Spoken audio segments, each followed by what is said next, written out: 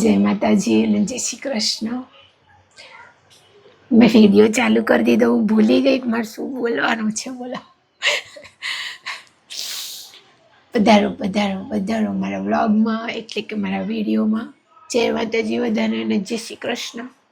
અને બધા હે મજાના કુશળ મંગળ હશો એ મારી હૃદયથી આખા એ ગામની શુભકામના છે.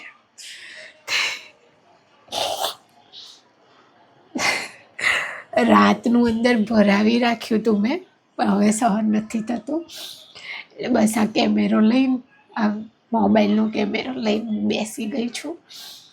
અને બસ હવે તમારે બધાએ સાંભળવું જ પડશે.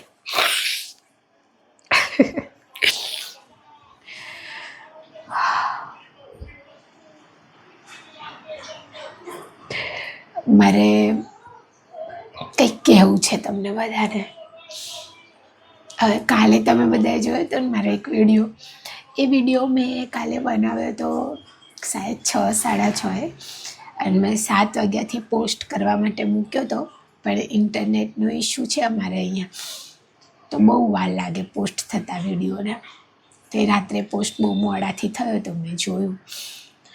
પણ એ વિડીયો જેને જોયો હશે ને તો એમને ખબર હશે કે મને એક અલગ જ બેચેની થઈ રહી હતી થોડા દિવસથી. એક અલગ ભાર, એક અંદર એવું કે કંઈક છૂટી જઈ રહ્યું છે, અથવા કંઈક થઈ રહ્યું છે જે ના થવું જોઈએ, અથવા કંઈક થવાનું છે જે ના થવું જોઈએ. એવા બધા અતિશય આમ બેચેન કરી નાખે એવા વિચારોથી હું મૂંઝવાઈ રહી હતી. પછી કાલ મેં બહુ દિવસે લોંગ વિડીયો બનાવ્યો, બહુ દિવસે આમ જોવા જઈએ તો. પણ શું થયું ખબર છે? કાલે કેટલા વાગે ઊભા રહો, ટાઈમ જોઈને કહું.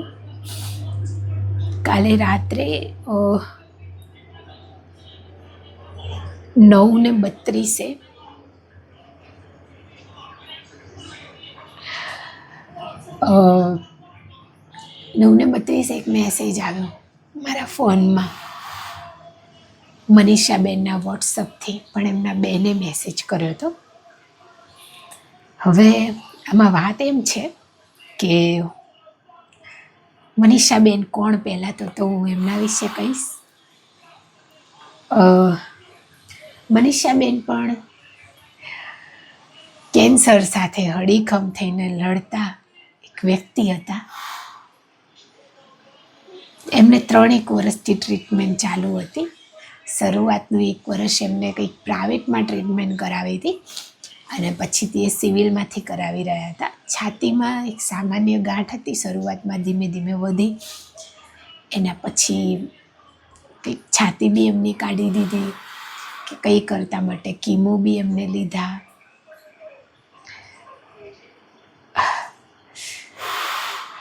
સારવાર સરસ ચાલી રહી હતી, બધું સરસ હતું. ને શરૂઆતના દિવસોમાં જ્યારે મારા ખાલી રિપોર્ટ ચાલી રહ્યા હતા એ દિવસો દરમિયાન એ મારા વિડીયો જોતા હતા મનીષાબેન, અને એમને મને જોઈ સિવિલમાં. મને આજ બી યાદ છે, એમને મને જોઈ અને અમે મળ્યા એ દિવસે. એમને મને કહ્યું તમે વિડીયો બનાવો છો એ સુરેખાબેન? મને કે તમે હિંમત રાખજો. બીજું અમે બેઠા, એમને એમના ભૂતકાળની આખી સ્ટોરી કહી કે કઈ રીતના શું હતું. લગ્ન હતા એમના, અને એના થોડા દિવસ પહેલાં જ છાતીના દુખાવાને કારણે ગાંઠ કંઈક ચેકઅપને કરાયું ને દરમિયાન ખબર પડી કે ગાંઠ કેન્સરની છે. અને પછી ટ્રીટમેન્ટ તરફ વળ્યા, લગ્ન ટાળી નાખ્યા. તમે લોકો સમજી શકો છો કે ટાળી નાખ્યા એટલે શું કહેવા માગતી હશો. કારણ કે બધા મારા નિમેશજી જેવા ના હોય ને, અને બધા એના જેવાય ના હોય. કેટલાય જીવન સાથી છે જે પડખે ઊભેલાય મેં જોયા છે, અને કેટલાય સાથી જે છે જીવનના એ પડકારે ધક્કા મારીને મૂકીને જતા રહ્યા છે. તો મનીષાબેનની મારી મુલાકાત થઈ, એમને બધી જ વાત મને શેર કરી, કઈ રીતના શું હતું, કઈ રીતના ટ્રીટમેન્ટ ચાલુ થઈ, કેવા લગ્નની તૈયારીઓ કરતું વ્યક્તિ કેવું દવાખાનાના ધક્કાઓમાં આવીને ફસાઈ ગયું. ત્યાર સુધી તો એમની પ્રાઇવેટમાં એમને સરસ ટ્રીટમેન્ટ કરાવીને એના પછી એમને સિવિલમાં જ્યારે આવ્યા તો ત્યાં પણ સરસ રીતે ટ્રીટમેન્ટ ચાલી હતી. સ્વસ્થ હતા, જાતે આવતા હતા, એકલા રિપોર્ટ ને બધું જાતે કરાવતા હતા, સંભાળી લેતા હતા. એક દિવસનો કીમો હતો તો એમનો તો એ બધું જાતે સંભાળ લેતા હતા. ઘરે જવાનું થાય તો કે બાઇકમાં બેસીને પણ હું જતી હતી. બધું ઘણી બધી વાતો કરી, ઘણું બધું મને હિંમત એમને આપી, તમે કંઈ ચિંતા ના કરો, બધું થઈ જશે.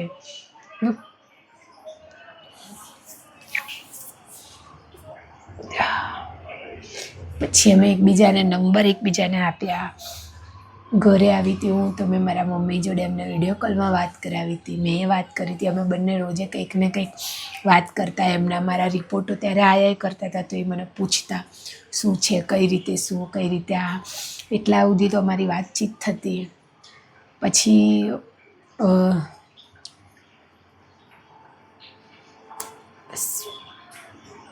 એકવાર ફરીવાર એ મળ્યા હતા, પણ એ દિવસે અમે બહુ જલ્દીમાં હતા, અમે જલ્દીમાં હતા. 2 મિનિટની મુલાકાત થઈ હતી, ખાલી વાતચીત કરી, કેમ છો, કેવું નહીં, અને બસ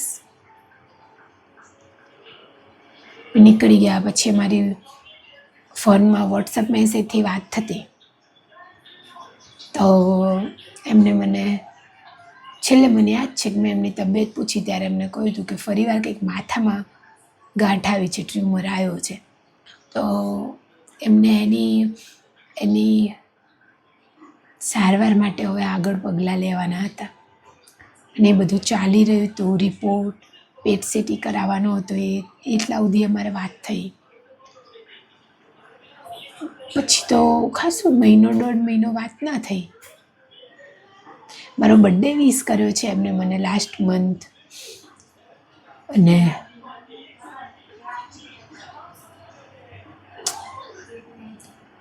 મારો બર્થડે વિશ કર્યો મને.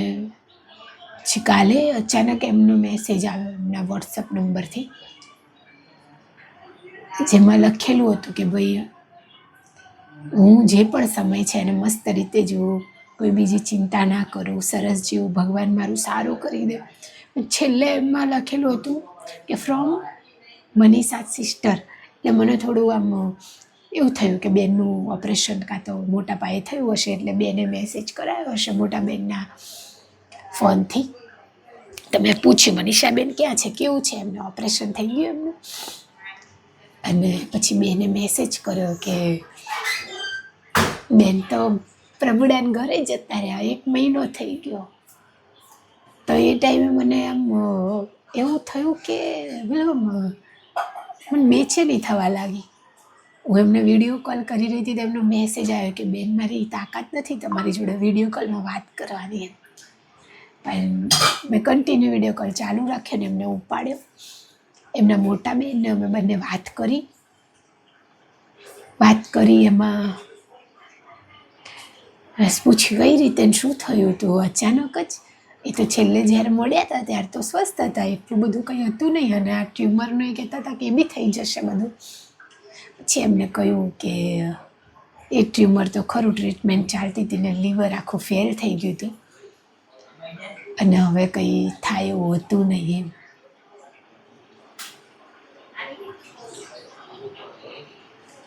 છેલ્લા 1 મહિનાથી એમને પ્રાઇવેટમાં બી ટ્રીટમેન્ટ ચાલુ હતી.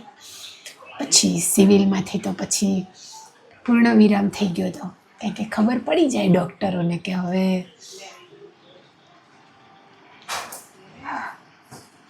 અને પછી 1 મહિનો એમને ટ્રીટમેન્ટ લીધી પ્રાઇવેટમાં, પછી ઘરે લાવ્યા હશે ને બસ પ્રભુના દ્વારે મનીષાબેન જતા રહ્યા.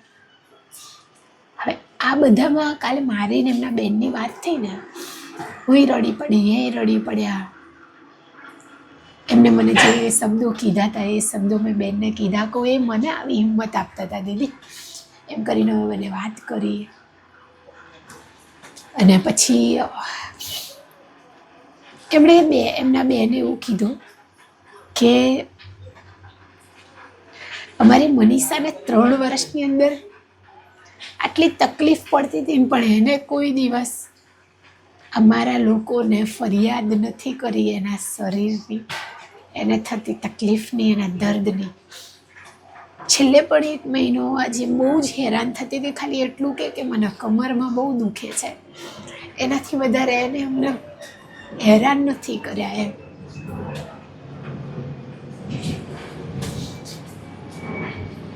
કેટલો કાઠો જીવડો બાપા,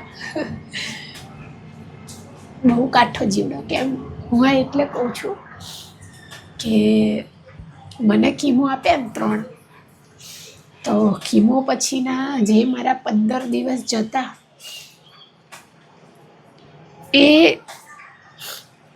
એ દર્દ મારે તમને લોકોને કઈ રીતે કહેવું ને એના શબ્દો નથી મારી જોડે. કારણ કે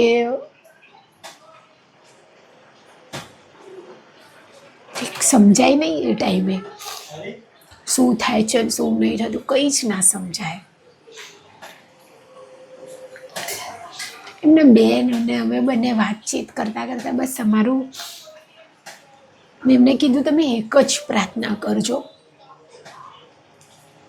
કે પ્રભુએ એમને જ્યાં પણ અવતાર આપ્યો, અવતાર નહીં, જ્યાં પણ જન્મ આપ્યો હોય, એમને જે પણ ખોડિયું આપ્યું હોય એ ખોડિયામાં આ ભૂમાં જે દર્દ મળ્યો ને, જે ખોડીએ એ દર્દ ના હોય બસ. કારણ કે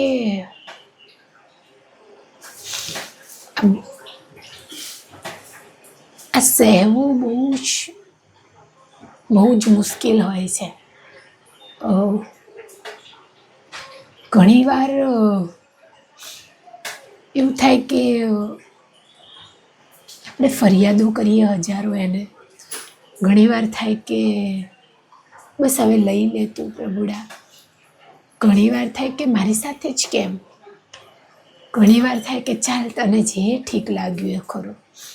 અને અતિ વિચારોમાં માણસ છે ને આમ ગૂંચવાયેલો રહે. અને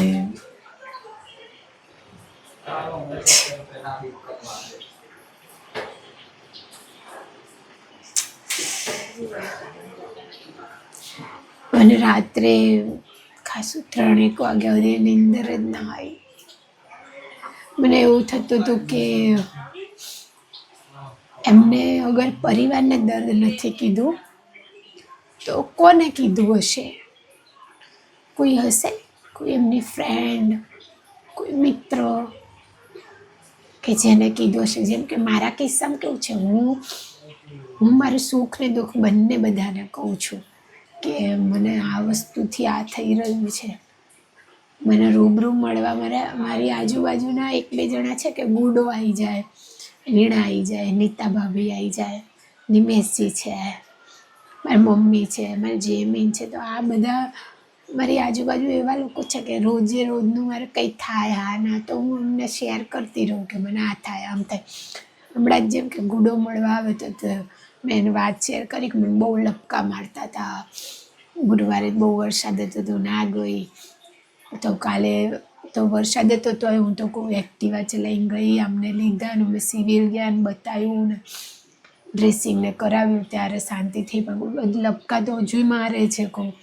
એમ કરીને અમે બંને વાત છે. તો એને મને એવું બી કીધું કે બહુ ઠંડક ભર્યું વાતાવરણ છે ને અત્યારે, એના કારણે તને કદાચ આવું થતું હશે, પણ ચિંતા ના કર, દવાને પીવાનું ચાલુ રાખ, એ સારું. તો હું છે મારું દર્દ મને શરમ ના આવે, મને મારું દર્દ કહેતા, મારું સુખ કહેતા. હું કહી લઉં, મને રડવું આવે હું રડી લઉં. અને વિડીયો મારફતે બી તમારા બધા જોડે હું જોડાયેલી છું. એટલે ક્યાંક છે ને મારી અંદર ભાર નથી ભેગો થઈ રહ્યો, મારા હૃદયમાં કોઈ એવા પથરા નથી જામી રહ્યા કે મને એવું થાય કે આનું શું, આ કેમ. અને મનીષાબેનના કિસ્સામાં મને એવું થાય કે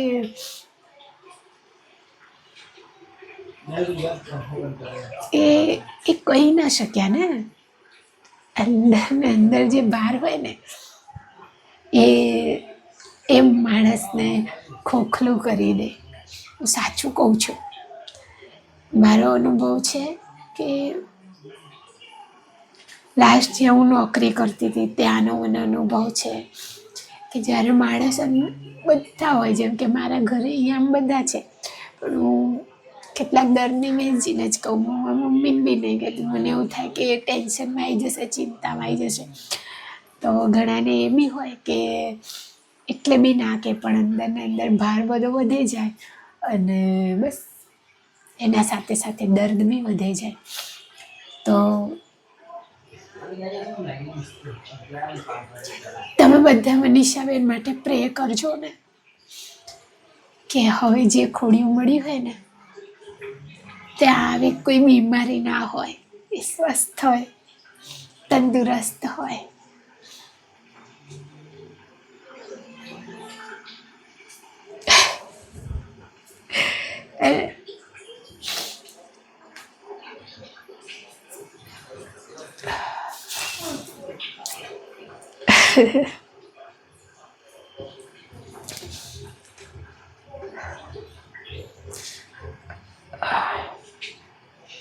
જે માણસ બીમાર હોય ને તો એને તો મોકો મળે પ્રભુડાના દયાથી કે એની સેવા કરીએ, એને સાચવીએ, એની સારવાર કરીએ, એને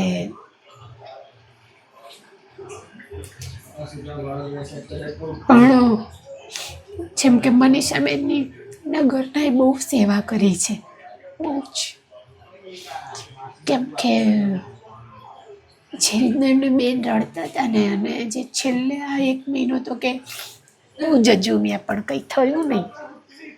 પણ વસ્તુ શું છે ખબર, બાજુના મારા નહોતા કમળા માસી, તો એમને તો એકદમ સ્વસ્થ હતા. આગલા દિવસે આવીને મારા જોડે બેઠા, મારી જોડે વાતો કરી, તને સારું થઈ જશે દીકરા, તને મસ્ત થઈ જશે.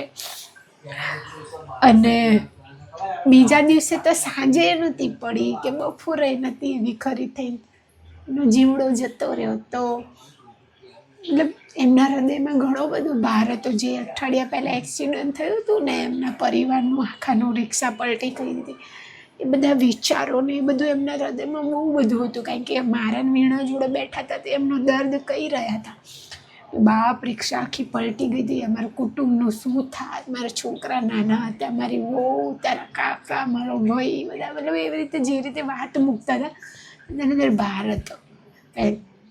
એ જે માસાને બી વાગ્યું હતું ને, એના કારણે થઈને એમને કોઈ કહી ના શક્યા એ દર્દ, અને દર્દ એમને લઈ ગયું, એ ભાર એમને લઈ ગયો.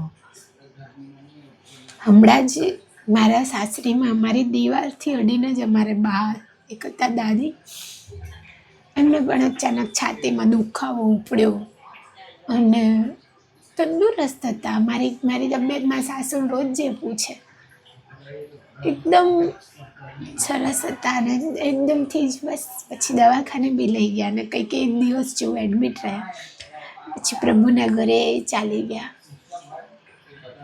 તો મને એવું થાય કે મને તો નહીં ખબર હું કોઈનો એવો ખભો છું કે નહીં, કે મારી જોડે કોઈ આવે એમની તકલીફ કે એમનું દર્દ મને કે એમનું દુઃખ કે, અને મારી જોડે કંઈ એનું નિવારણ હોય કે ના હોય મને નહીં ખબર. તમે બધા મારી જોડે છો, મારો ખભો કે હું મારું દર્દ દુઃખ કહી દઉં છું. ક્યાંક ને ક્યાંક હું વિડીયો મારફતે મારી તકલીફ, મારી ખુશીઓ, હું બધું કહી દઉં છું ને હૃદયથી એમ હળવી થઈ જાઉં છું કે બસ તમે બધા પ્રાર્થના કરજો હો મનીષાબેન માટે અને એમના પરિવાર માટે, કે એમને હિંમત મળે આ દર્દને સહેવાની, આ દુઃખને સહેવાની.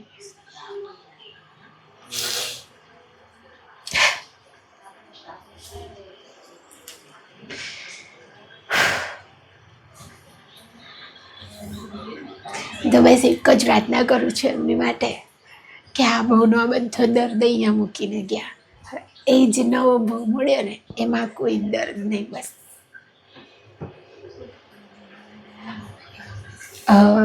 હું સિવિલમાં ફરું છું ને આટલા મહિનાથી, તો મેં છે ને બહુ જ બધા પેશન્ટો જોયા છે, બહુ અઘરી અઘરી હાલતોમાં. તો મેં એ બી સાંભળ્યું છે કે કેટલાક પેશન્ટની તો એવી હાલત હોય ને કે બસ એ ખાલી શ્વાસ જ લે છે, બીજું કશું જ નથી એમનામાં. તો એમના પરિવારજનોના તો મોઢે નહીં, પણ સગાવાલા કે ખબર નહીં કોણ હશે એ લોકોના જે એમની ખબર કાઢવા આવ્યા હતા, એ લોકો એવી બી વાતો કરતા હોય કે આટલી બધી તકલીફમાં છે એના કરતાં તો ભગવાન લઈ લે એ સારું એમ. તો હું મારી પોતાની વાત કરું તો મને બી ઘણી વાર એવા દર્દ થતા હતા કીમો દરમિયાન કે મને બી એવું થતું કે આના કરતાં તો ભગવાન તું લઈ લે ને બાપા તો સારું એમ. પણ એ સગાવાલું કે પરિવારજન તમે તો આ કહો છો ખરું છે, પણ એક દર્દી તરીકે, એક પેશન્ટ તરીકે અમને એવું નથી કે બાપ તમે પરિવારજનો સગાવાલો અમારી પાછળ આટલા હેરાન થાવ, આટલા તકલીફમાં રહો, તમને બધાને તકલીફમાં જોઈને અમને તકલીફ થતી હોય. અમારું તો ઓલરેડી શરીરનું પણ દુઃખ હોય અને અમને જોઈને તમને લોકોને જે દુઃખ થતું હોય એ જોઈને અમને દુઃખ થાય, એ વસ્તુ અલગ હોય. તો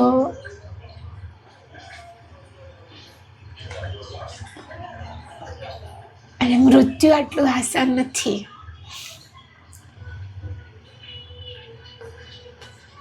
પ્રભુડો જ્યારે બોલાવે ને ત્યારે જ અમારે જવાનું થશે, બાકી તો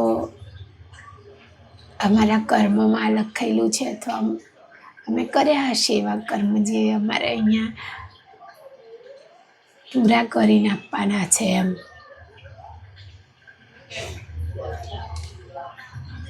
મને એવું થાય છે કે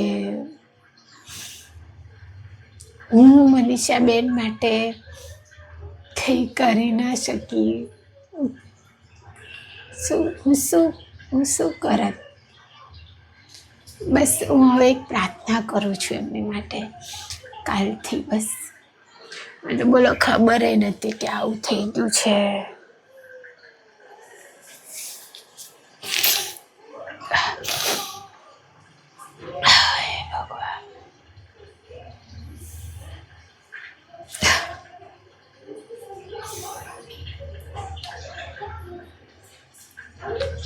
હું રડીશ નહીં, હું બહુ જ દિલથી અંતરથી એમને આશીષ આપીશ. અને છેલ્લે એમને જે દર્દ સહ્યો એની માટે પ્રાઉડ છે. એ છે ને આ જંગને જીતી છે એમને છેલ્લે સુધી એકદમ સ્વસ્થ થઈ ગયા હતા, એ લડી ચૂક્યા હતા, પણ છેલ્લે પછી પ્રભુડાને જે મંજૂર હતું એ જ થયું. એ સાહેબ મારા કરતા 2 યા 3 વર્ષ જ મોટા હતા. હા,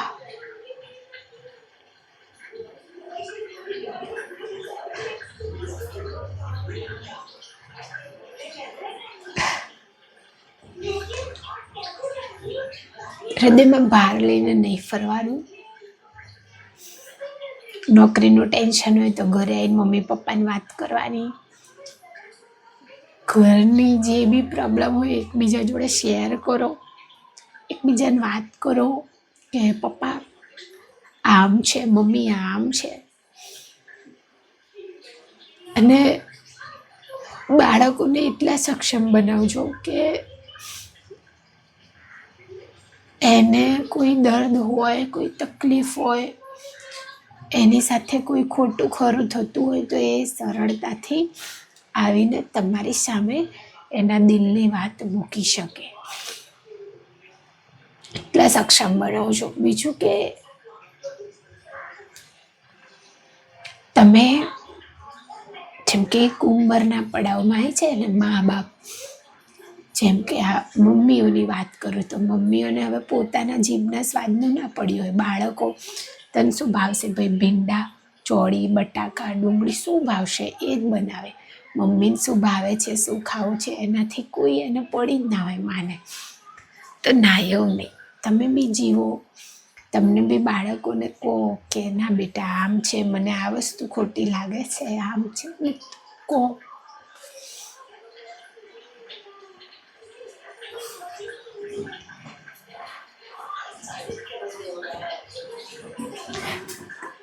એ કહેવત છે કે બોલે એના બોર વેચાય. તો આ એવો સમય છે કે કદાચ ભાવનાઓ કોઈ ના સમજી શકે તો કહો, બોલો, લખીને આપી દો. દર્દ હોય ને તો એને તમને જેની ઉપર વિશ્વાસ હોય, જેની ઉપર હૈયું ઠરતું હોય એને વાત કરો. ભાઈ આમ છે, આમ છે, આમ નહીં ચાલે, આ તે ઢેકડું ફલાણું પૂંછું. અરે હૃદયને હળવું કરી દો. મન થાય ત્યારે રડી લો.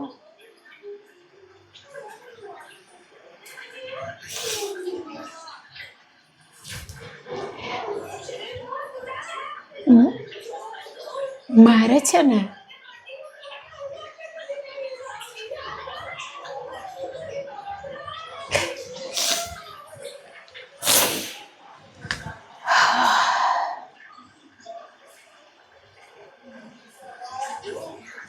હું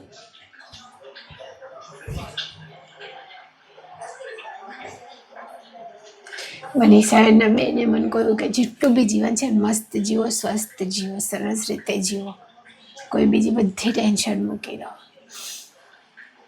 હું સાચેમાં જીવી જ રહી છું. હું હજુ બી સ્વસ્થ મસ્ત જીવીશ. કારણ કે વસ્તુ એ નથી કે કેન્સરના કારણે કાલે આ થશે, પેલું થશે. જીવડો છે એનો ભરોસો નથી.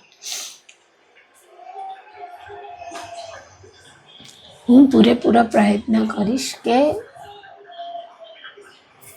મારા થકી કોઈ તકલીફ ના થાય, પણ થઈ જાય છે, શું કરું.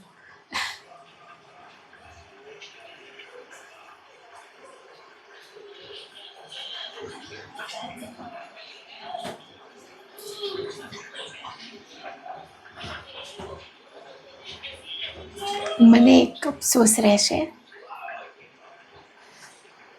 કે છેલ્લે મારે મનીષાબેનને મળવાનું હતું મારા ઘરે. ત્યારે મને કીમોમાંથી હજુ તાજેતરમાં જ ઘરે લાવ્યા હતા. બધા કારણોને કારણે અમે મળી ના શક્યા.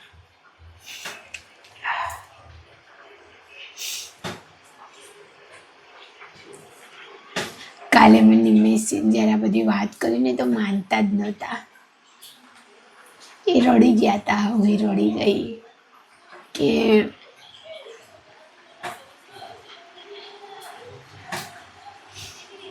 બધા માટે બહુ બધું કરવું અને કોઈ એક માટે તણખલા જેટલું કરીને એને આખું જીવન આપી દેવું, બધું મતલબ બહુ ઊંડું છે આ બધું. મને એવું થાય છે કે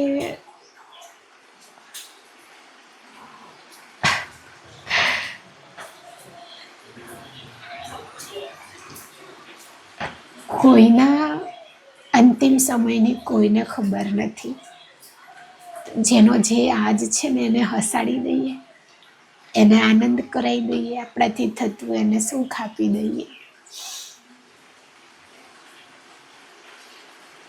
ભૂલ કરી હોય તો માફી માગી લઈએ.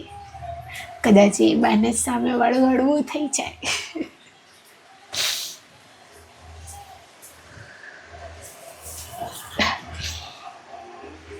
તમે બધા પ્રાર્થના કરજો અને મનીષાબેન માટે કે એમને જે હવે નવું ખોડિયું મળ્યું હોય ને એકદમ સ્વસ્થ અને તંદુરસ્ત થયો. અને બસ એ મારી માંગ છે આજની તમારા બધાથી.